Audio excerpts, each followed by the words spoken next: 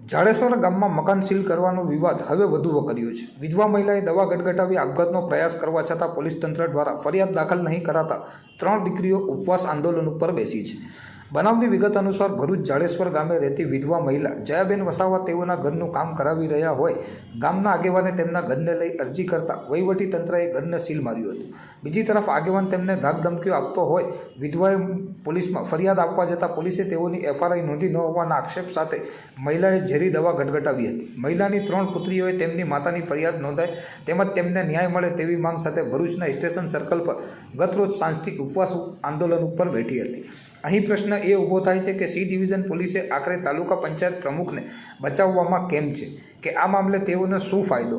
છેલ્લા 4 દિવસથી વિધવા મહિલા સિવિલ હોસ્પિટલમાં સારવાર હેઠળ છે, તો શું હવે આદિવાસીઓએ ફરિયાદ દાખલ કરાવવા આંદોલન કરવા પડશે?